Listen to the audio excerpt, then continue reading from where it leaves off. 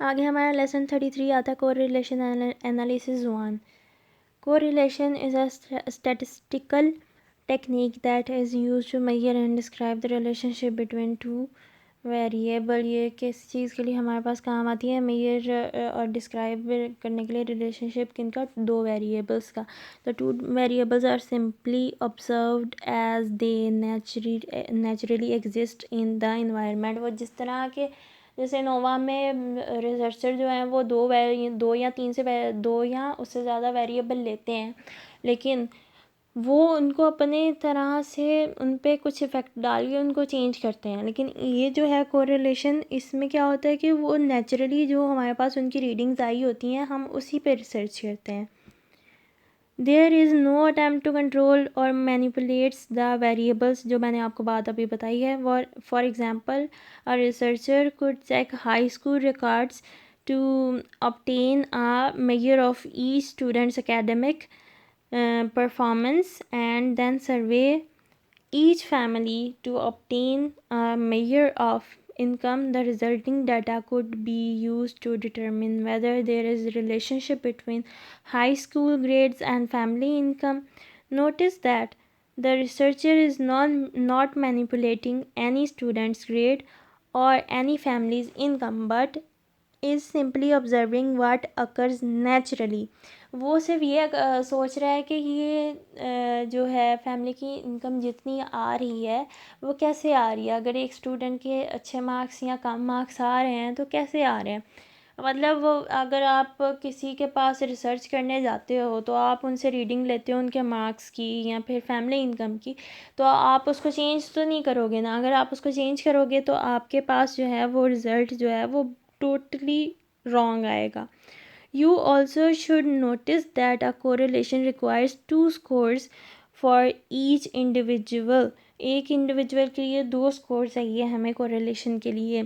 These scores normally are identified as XY. हम लोग इसको क्या करते हैं? हम लोग इसको आइडेंटिफाई करते हैं as XY.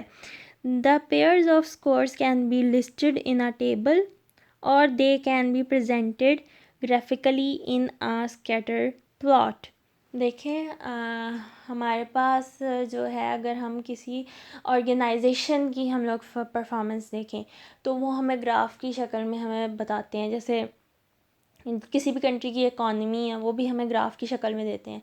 लेकिन कुछ मार्क्स या फिर कुछ ऐसी चीज़ें हों, जैसे हमारे मार्क्स जो हैं वो किसी एक बॉक्स टेबल की शक्ल में आते हैं। तो ये जो है ना, इन दो चीज़ों में कोरिलेशन के हम स्कोर्स जो हैं वो बता सकते हैं, ग्राफिकली फॉर्म में और टेबल की फॉर्म में। अच्छा जी, एप्लीकेशन क्या है कोरिलेशन की? Although correlation have a number of different applications of use, specific example include, इसकी तीन जो है ना उन्होंने जो है ना वो निकाल के दी हैं। वैसे तो काफ़ी सारी हैं, तो आप इनके नाम जस्ट याद कर लें। Correlation is use for prediction, correlation prediction के लिए इस्तेमाल होता है। Correlation is use to demonstrate the validity of the test. Correlation are also use to determine reliability. ठीक है, और ये पॉइंट मुझे जो है ना वो इंपॉर्टेंट लगा था तो मैंने इसको हाईलाइट किया। The value of a correlation can be affected greatly by the range of scores. उसकी जो वैल्यू है वो अफेक्ट हो सकती है रेंज ऑफ स्कोर्स की वजह से, represented in the data. One और two extreme data points often called outliers. देखें ये आपको MCQs में भी आ सकता है। Can have a dramatic effect on the value of a correlation. आगे इसके करेक्टरिस्टिक्स आ गए हैं। करेक्टरिस्टिक्स इसके क्या हैं? These three characteristics are as follow.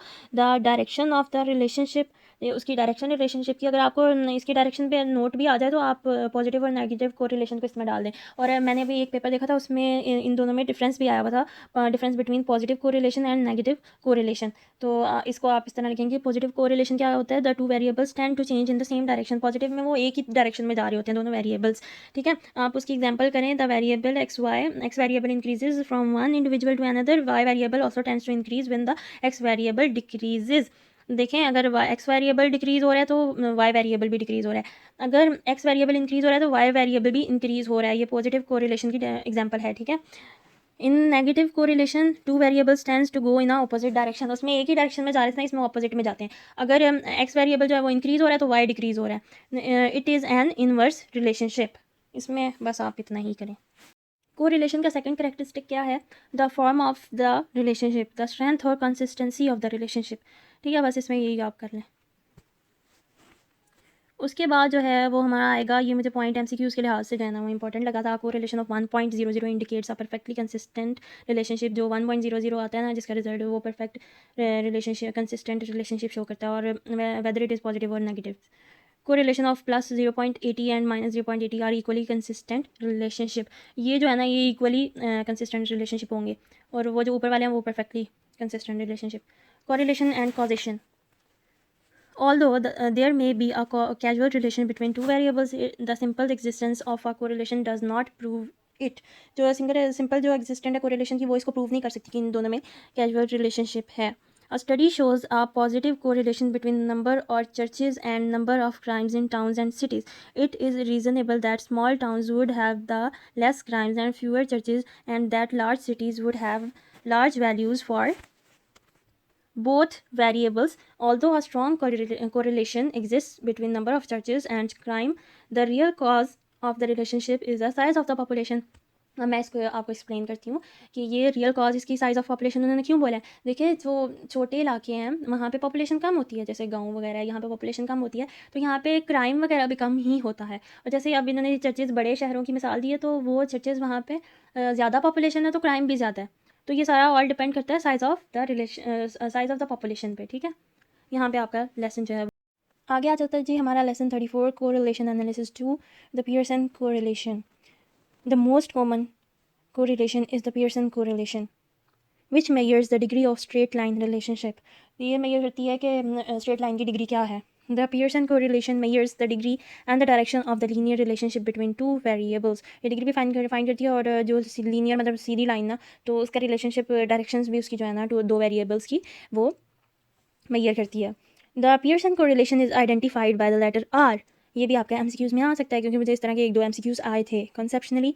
This correlation is computed by, ये आप इसका फार्मूला भी याद कर लें, क्योंकि मुझे ची स्क्वायर का जो है ना उन्होंने फार्मूला पूछा हुआ था, तो आपको पियर्सन कोरिलेशन का भी पूछ सकते हैं.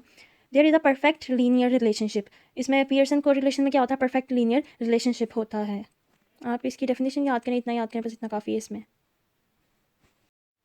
और उसके बाद लास्ट पे आप ये नोट देख लें. The Pearson correlation consists of a ratio comparing the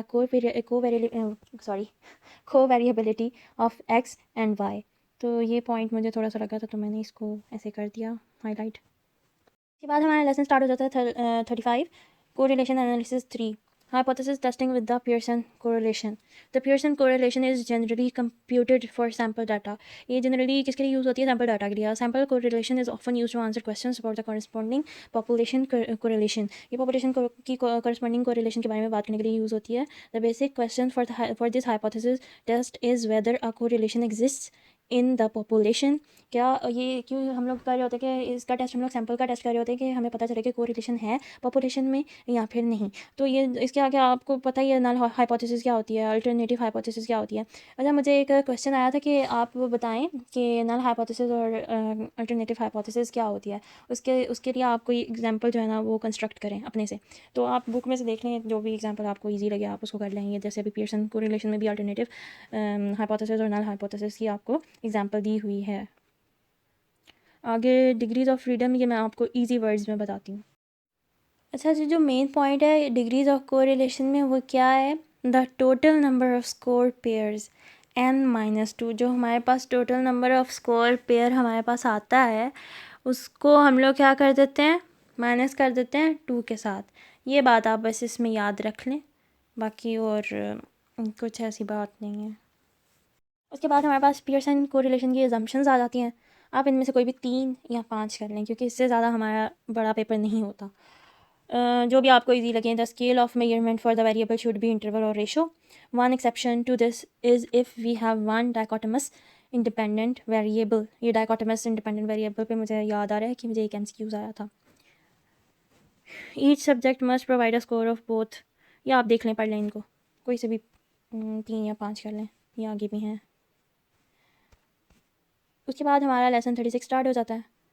इसको भी पार्शियल कोरिलेशन को भी मैं आपको इजी वर्ड्स में बताती हूँ. ये देखें जी, partial correlation is a method used to describe the relationship between two variables while taking away that effects of another variable और several other variables on the relationship. ये एक ऐसा रिलेशनशिप है जिसको आप डिफाइन करें कि एक वेरिएबल पे अगर हम लोग काम कर रहे हैं तो उसके दूसरे वेरिएबल पर उसका इफेक्ट हो रहा है या नहीं, क्योंकि वो इंटर रिलेटेड हैं वो दोनों। जैसे आप कर लें हाइट और हमारा वेट, वो भी इंटरलिंक्ड है आपस में। आगे मैं आपको इनकी एग्जांपल्स देती हूँ, आपको ज़्यादा अच्छे से समझ आएगा। देखिए for example, you might want to see if there is a correlation between amount of food eaten and blood pressure. हम लोग हमेशा ब्लड प्रेशर का इसी चीज़ से जो है वो मेजर करते हैं हम ब्लड प्रेशर को, कि हमने दिन में क्या खाया। अगर हमारा ब्लड प्रेशर हाई है तो हमने दिन में क्या क्या खाया और कौन सी चीज़ उसमें थी खाने में जिसकी वजह से हमारा बीपी जो है वो हाई आया, या फिर हमने खाना खाया ही नहीं तो हमारा बीपी लो आ गया। देखिए ये इंटरलिंक्ड है ना दोनों चीज़ें, ये रिलेशनशिप में है। अगर हम एक में ज़्यादा ज़्यादती कर देंगे तो दूसरे पे इफेक्ट ज़रूर पड़ेगा। वाइल कंट्रोलिंग फॉर वेट और अमाउंट ऑफ एक्सरसाइज। ये मैंने आपको इजी वर्ड्स में बता दिया, हैंडआउट्स में जो है ना आपको इतना अच्छे से समझ नहीं आना था। आगे हमारा लेसन 33 आता है कोरिलेशन एनालिसिस 1।